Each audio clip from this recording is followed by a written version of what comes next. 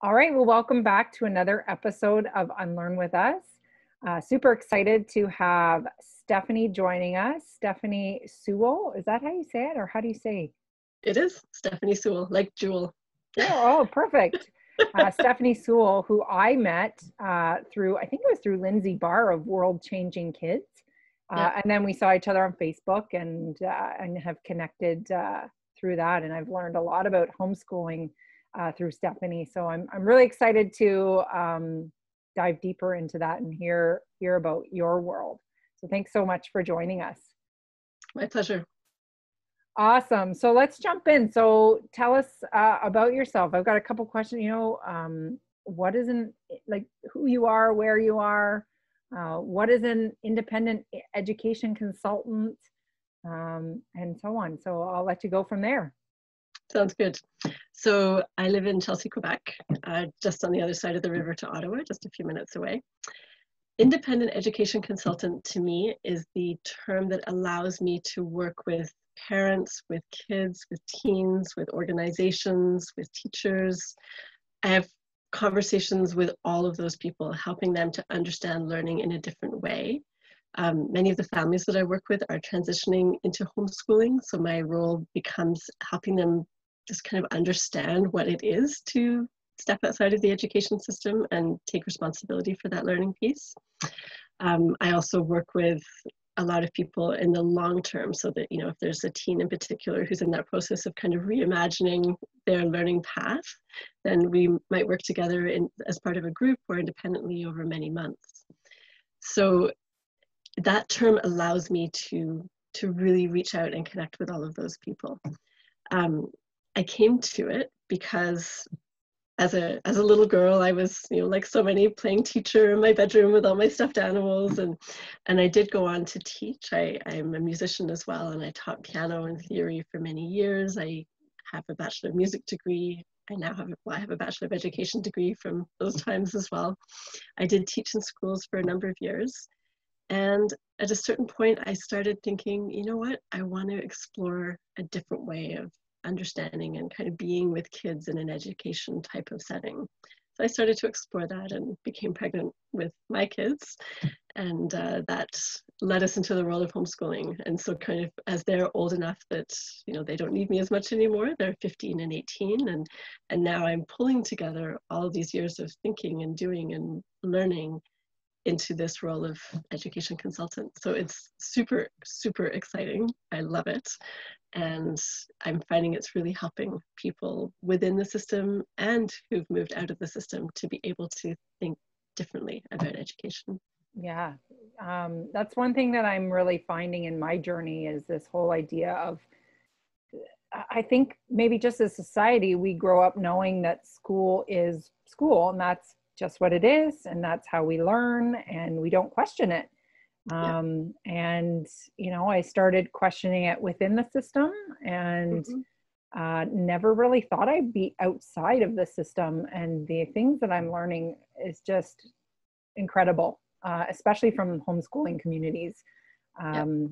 Just the value of learning that happens all the time that goes unrecognized in our school system. It's crazy. It's so true. Like there's a piece of it being unrecognized and also unvalued. Unvalued, Yeah. not valued. Yes. So that, when you see, we're used to seeing our kids like playing in the sand and making drainage paths and whatever, but we're not, it's like, oh, they're just playing. And it's easy to say, well, like they learn through play. Yeah. But we don't value that kind of that learning in the same way that we would value them learning about movement of water through sand and taking a test on it in school. So I think it's that idea of connecting those two dots. Yeah. So you must be very busy with everything. Have you found more and more people reaching out because of COVID? Absolutely. And it's a really interesting time because so many people have decided, their kids are going to do the remote learning, or in Quebec, where I am, there isn't an option for remote learning. So my Quebec clients, it's really either school or homeschooling. And there's this total panic about, oh my goodness, like how are we going to do school at home? How are we going to do all the classes, do all the curriculum? What are the workbooks? And I love just inviting people into a space of, okay, let's just breathe for a moment. Now go back to that first moment you held your newborn baby, or your first moment you learned you were going to have a child. What did you want for that child? You know, all that, like those basic, like happy and healthy and independent and all of that kind of stuff. That's what you want to focus on as your beginning of your process right now. Whatever your deciding piece is around remote learning, homeschooling, schooling, come back to that place. And then how are you going to make one of those options fit into that? So it's a really neat experience to help people who are understandably feeling quite stressed and panicked with decisions, just kind of breathe and come back to that core place, which we all know how to be there as parents. Like we totally know how to think of what's best for our children, and then just helping them to understand how that plays out in an education context. That's crazy. You're such a good speaker. As you're doing that, I'm sitting there picturing myself holding my children and thinking about that. And it's so interesting because it's nowhere in there was curriculum. Nowhere in there was straight A student. Obviously successful, but straight A student doesn't necessarily mean successful. Exactly. Strong. And I have two stubborn kids who right now it's not a great trait, but I feel like later in life, you know, they're going to be moving forward and making people pay.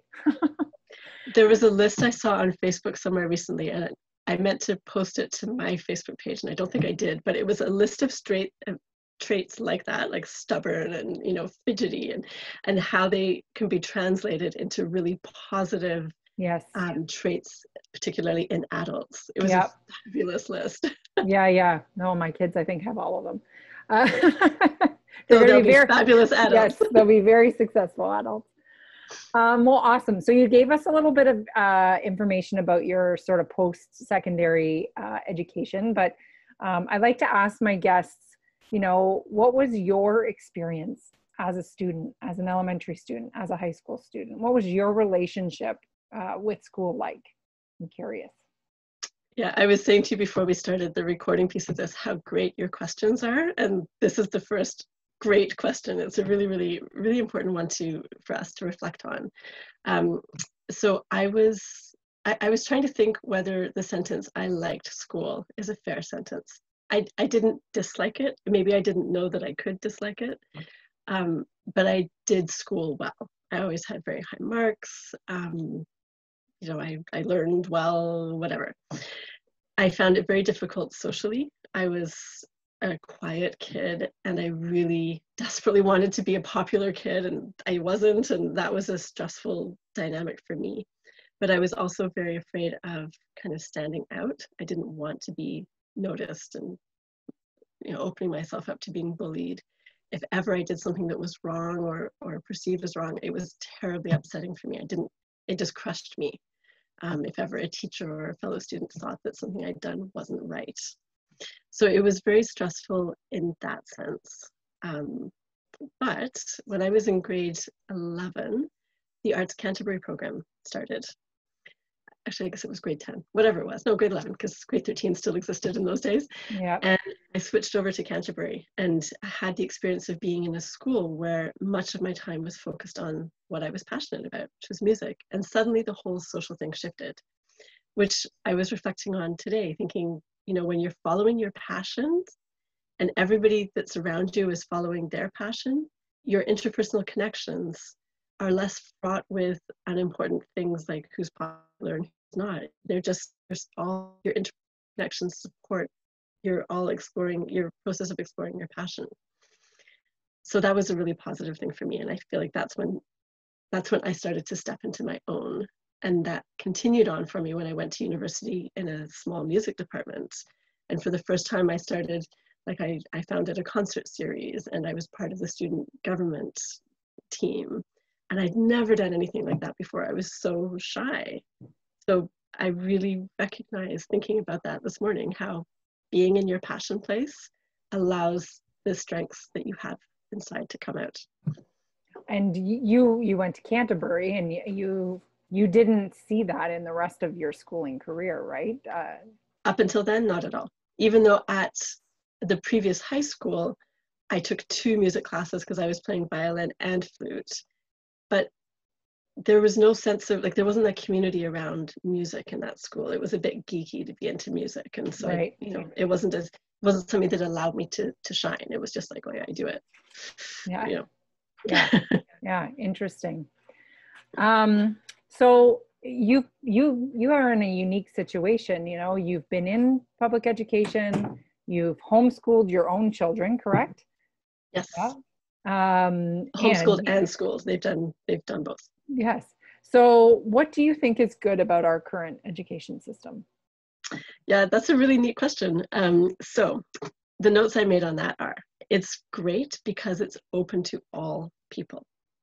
It offers all people of school age the opportunity to be in community, and to be in community with people you wouldn't necessarily have been in community with otherwise. So when I think of the community of Chelsea, when we were doing homeschooling stuff, it was pretty localized. But when the school that my daughter goes to is in the city, so there's people from all over the place. So she has a chance to be in community with kids she wouldn't otherwise have met. Schools are filled with wonderful adult human beings called teachers, and they're all there because they love kids and they have a passion for helping kids to be the best they can be, and they probably have a passion for a particular subject as well, and they really want to share that. School buildings are great facilities. There's gyms, there are libraries, there are computer labs, there's science labs. There's amazing opportunities to learn within the school building. And of course, for kids, you get to be with your peers in that context. So not just the idea of a whole community, but it's often where your friends are. So it's where you get to be with them. Yeah, that's one of the things I definitely remember from my high school experience. I didn't love school, but the thing I did love about it was the social side of it, getting to be. And I remember just not wanting to be absent, not because I was going to miss out on something in math, but because I didn't want to miss out on something with my friends. Yep. But definitely, yeah, that's a great place for the kids to socialize and to be socialized, and to learn from one another, for sure. Yep. And it's interesting because when I think back, for me socially, and when I was in school, I would always have a couple of really close friends. Until Canterbury, it wasn't so much the larger friend community. So missing a day of school didn't really matter. Like, I wasn't going to miss something that happened socially because I was on the phone for hours every night with those friends anyway. Yeah. So I think that's interesting as well, the difference between maybe a more introverted and extroverted person, or, yes. Yeah, for sure. Something, you mentioned, the teachers and the passion, and that's a reoccurring when I ask this question. There is no doubt that educators are there because they want to make a difference. Absolutely. And yep. I often have to continue to say that it's not the teachers that are broken, it's the system, in my opinion, that is broken. They're up against a lot of barriers, and and they do their best with what they have. This year should be very interesting to see, what comes out of it, because again, there's a lot coming at them. That's going to be really hard, really, really hard. Well, yeah, because I mean, teachers in Ontario, high school teachers sometimes don't even know what classes they're teaching yet, because the whole thing has just been changed. Yes. Which is interesting, because I think for teachers, like, teachers are often,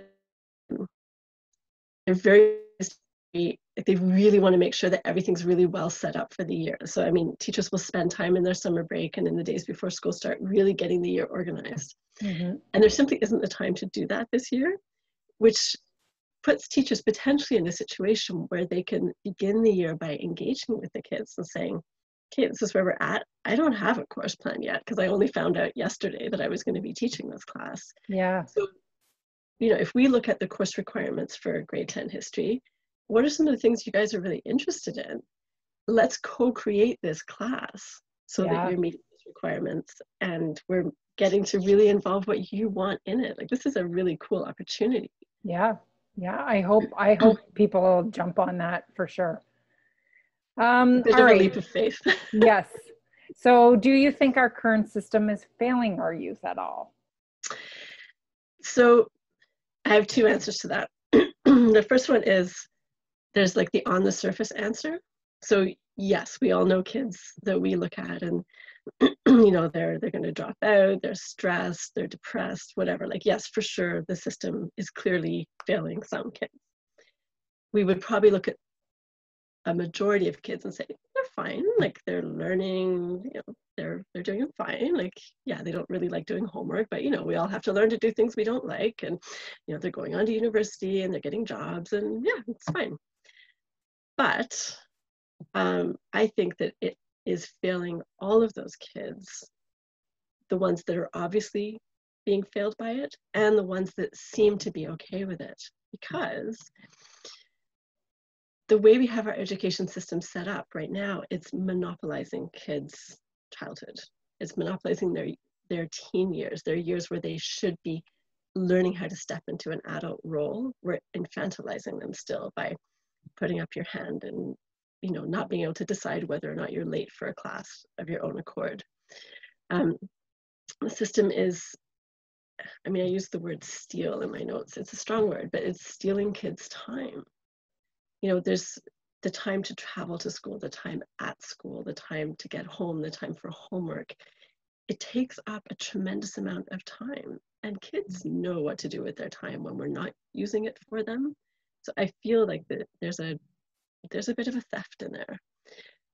It also impacts kids' kind of dynamic learning, what we were talking about earlier with kids are learning all the time. So if we let them, if they're used to going outside and playing when they're 5 years old, they know how to go outside and play for 2 hours because they're doing it. But by the time they're 8 and they're used to being in school, they might not really still be in touch with that part of them that knows how to just let go and be involved in that kind of dynamic exploration. With that comes the opportunity to own your own learning. At schools, we're always telling kids what to learn.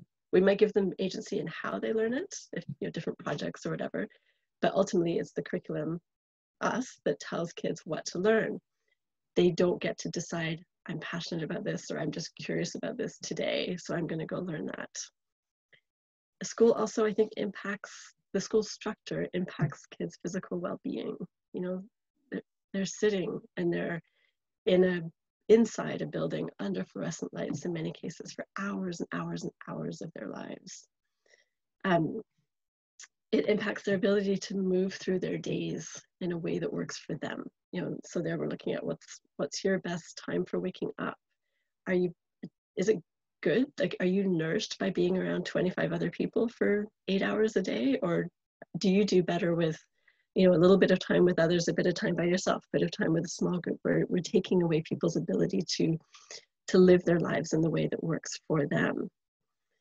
And the last note I made on that is school teaches people that their self-worth lies in others' judgments of them. If you go through school and you don't do well, or you're the quiet kid that the teacher always puts at the front so everybody can hear you, like me, these really impact your sense of self. And it can take so far into your adulthood to let go of some of that, or to recognize it so that you can let go of it. So I think that it fails kids in those ways. It takes time. Even if we don't feel like we're being failed as we move through it, it takes time in our adulthood to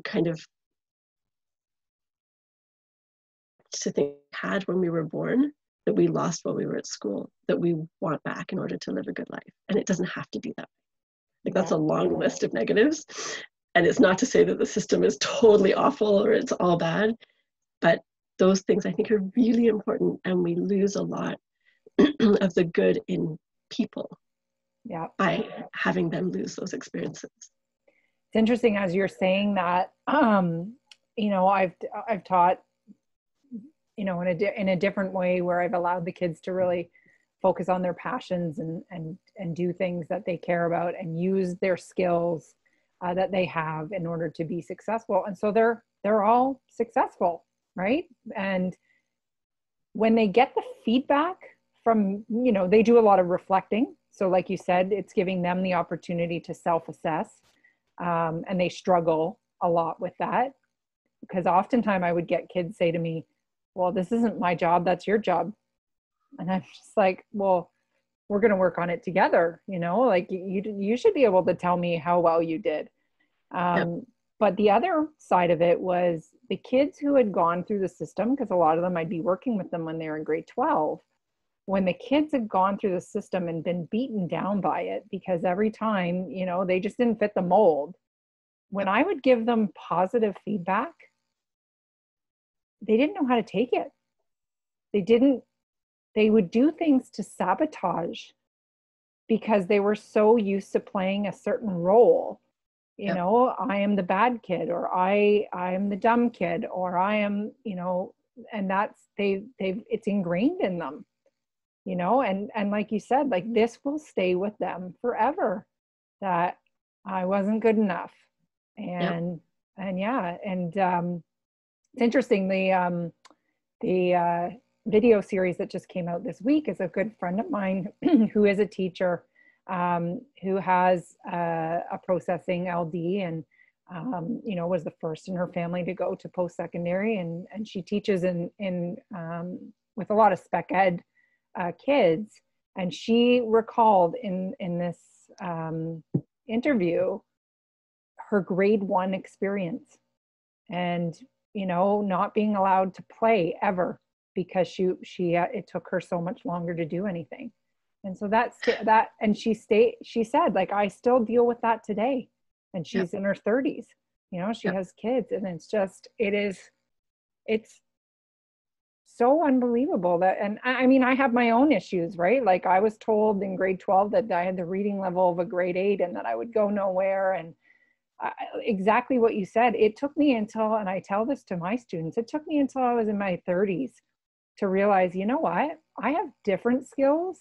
I am different than the smart kids, but I'm smart, like I have skills that are going to make me successful. And I don't want that to happen to kids. Like they shouldn't have to, be figuring that out in their 30s and their 40s, or even, die thinking that they weren't good enough. Well, it's like, what would we have? Who would our adults be if they weren't carrying baggage from the current school system? Yeah. Imagine how many, people in their 20s and their 30s would be doing stuff already because they've just been honing those practices of being connected to what their passion is and knowing how to reach out to mentors and mentoring others. Like if they were doing that all the way through their youth, imagine what powerhouses they would be at 25, 30, instead of those are the years when you're emerging from a system and you're starting to look around and kind of try to figure out how to make your way forward. I never thought of it that way. It's unbelievable. And I'm still part of public education, and I believe in it wholeheartedly. Like you said, it is accessible to everybody, and that is a human right, and that's what makes Canada great. So I still 100% believe in it. But often as a public school educator, you have this idea of this loyalty to public education, and that this is sort of the be all and end all way of learning, when in reality, there's just so many different ways. And if we could make a homeschool style type of program, like we were talking about, where you're doing a lot of work with this Unschool school and the free learner, who I'm very excited to speak to her about, then everybody has access, but in a totally different way. And I mean, it would be amazing. That's it, because our public school system is great because it already exists. Like we have there's an infrastructure, right? We know how to get kids there. We know how to, we've got adults there who love them, and like it's all good. It's all ready to go. We just need to figure out how to transform it into something that is really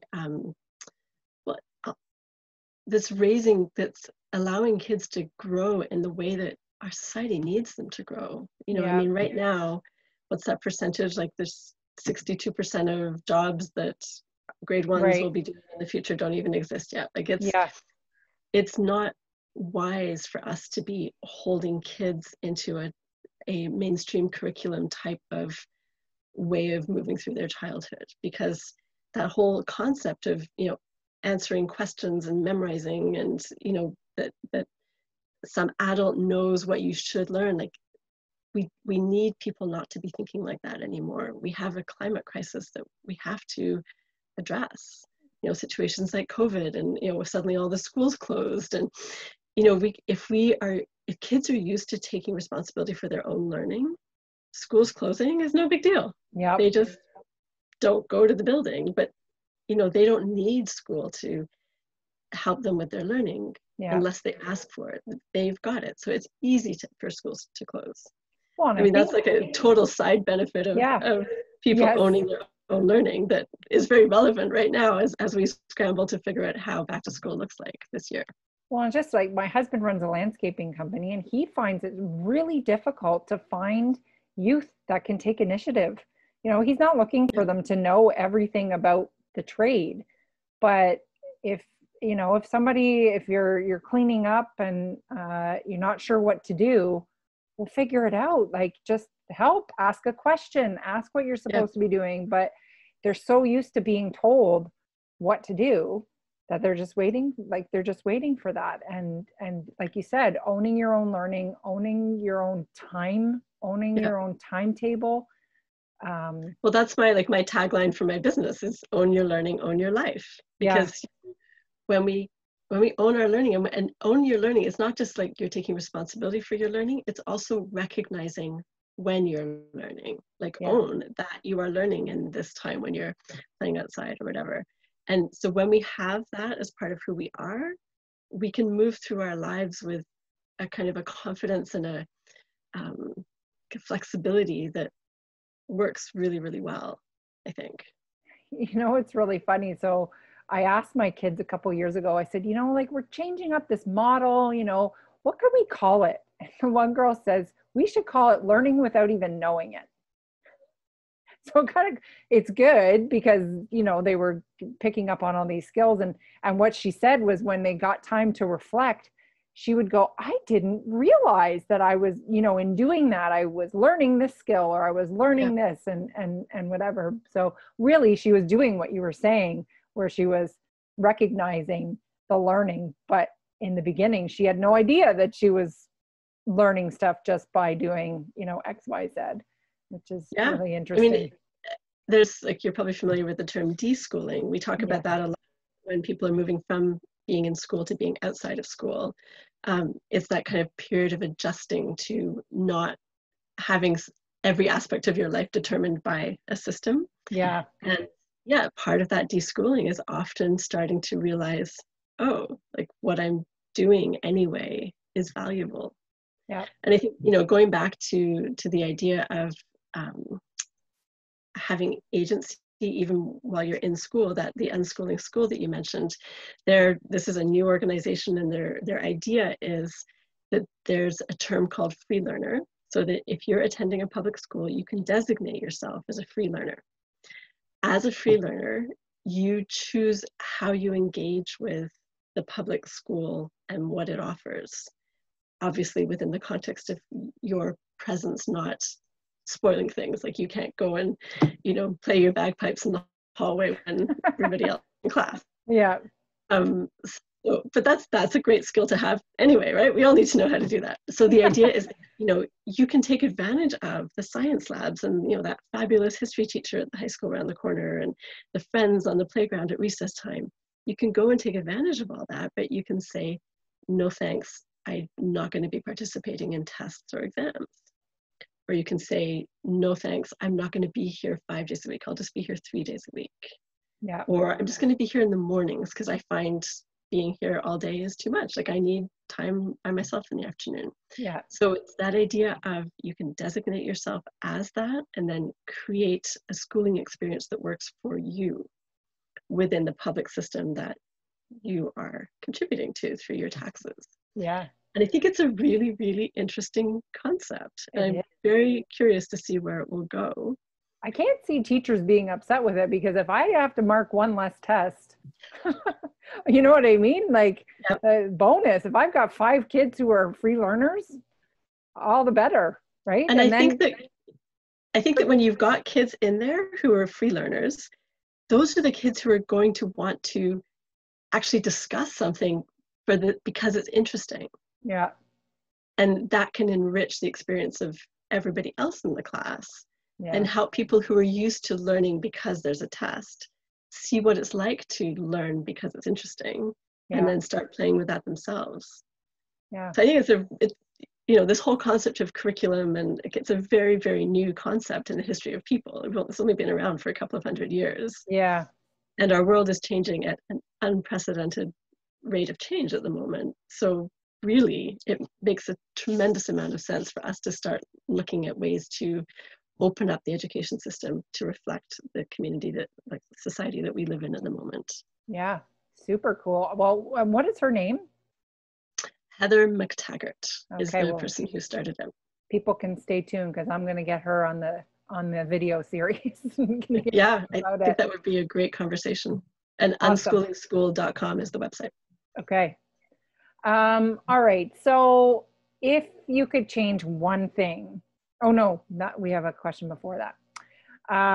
What do you think society, and we've kind of touched on this, I think, about this whole concept of recognizing the learning, but what do you think society needs to do in order to be able to move forward? So I think that we need to get ourselves out of the idea that we need the existing education structure in order to have educated kids and adults. We don't. Yeah. There's lots of ways that people become educated in societies that have no school.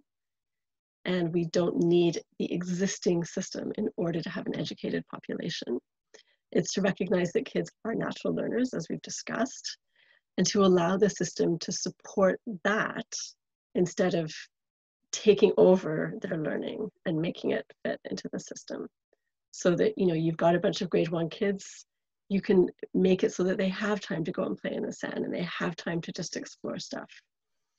And as we said earlier, to recognize that learning happens all the time, and most importantly, to value that learning, to value non-academic learning as being an important part of becoming educated. It's interesting. In everything that I've been doing, I was really focused on that experiential piece, and connecting with community and giving back and doing projects for purpose. And oftentimes, what I heard from other colleagues or from students in my class who had heard from other colleagues, that what I was doing was not university worthy, that they weren't learning what they needed in order to be prepared for university. So it's exactly what you're saying, is that the value of the learning that they were doing wasn't valued. It wasn't recognized. It wasn't seen as important, because I didn't give any tests, and we didn't write any reports unless they wanted to be writing. There were blogs and there all kinds of different things happening, but yeah. And you also highlight something which I think is really important, which is we assume that success equals going to university. Yeah. Blake Bowles, B-O-L-E-S, Yep. is a brilliant writer and speaker in this world, and he has a book called College University. He's from the States, so College Without High School. Okay. Their new, whose exact title is escaping me, but it's something like How to Live a Successful Life Without a College Degree. Well, I just heard him on another podcast, and he wrote a book called Why Are You Still Sending Your Kids to School? Yeah, there's that one too. Yeah. Sorry, I cut you off there. And all of that, like, you don't have to be thinking, oh, maybe I won't go to college, I'll buy this book. Yeah. But reading a book like that shows you the other side of the coin, right? Like we all know the idea that you go to high school and you get good marks and you go to university and you get a good job. Boom. We all know that, but we don't have any idea what successful people, depending on how you define, like, there's lots of ways of defining success, of course. What does it look like to be 18 to 22 years old without being in university? Right. So learning that is really important, because then you're making a choice. Right. You're not going to university just because you're supposed to. You're making a choice. And if you realize in grade 9 or 10 that maybe you might not necessarily go, or you might not go right away to university, that completely frees you up to look at those years of 15, 16, 17 in a different way. Because you can enter university as a mature student without a high school diploma. Right. There's lots of other ways to go to university without a high school diploma. Yep. So if you can be 14 years old and think, I don't actually need that diploma, well, all of a sudden, free learner, yes. Like, what do I want to do? How do I want to participate in school? How don't I? And these are years when, if teens can be in touch with what's important to them and out in the community mentoring, being mentored, it's a really rich, grounding way of moving through those years. Yeah. So it's, I think, really important to have that other view of what, why you might not go to university. Yeah. And then to make an informed choice. I love it. All right. Well, if you could change one thing in education, what would it be? I really like this question. So I think what it would be is the structure of education, because education, the current structure imposes on people a specific process to become educated. So if we can remove that structure and allow education to happen in a more organic way, still using schools in the ways that I mentioned earlier, but taking out the structure of curriculum, the structure of attendance, the structure of classes, the structure of single age grouping, the structure of teacher as the sage on the stage, the structure of exams, like all those structures that keep us doing school in a certain way. If we can get rid of all of those, then schools become true places of education journeys. Yeah. And the nice thing about that is that we can keep on feeling that we're becoming in the process of becoming educated when we're adults. Yeah. Wouldn't that be awesome if we didn't graduate from university or graduate from high school feeling like we should be educated now? Like we're suddenly supposed to be adult and know it all, and like, yeah, if we could, because it is a process of becoming. Like I'm completely different at 50 than I was at 20 or 30. Yeah. But we don't recognize that. So if we can recognize that and allow education to continue being supported through our system of education, fabulous. Yeah, yeah, amazing. All right, so before we end off here, my social change makers on their podcast, they have been interviewing people, and they like to ask a question to every guest at the end, because it's all about focusing on our brilliance and our strengths and our passions, like we've been talking about, and being able to recognize them. So they like to ask, and I've stolen it from them, to each of my guests, what is your superpower? Ooh. So this wasn't on, I didn't let you prepare. I know, I didn't get to prepare this question. Put you on the spot. I think it is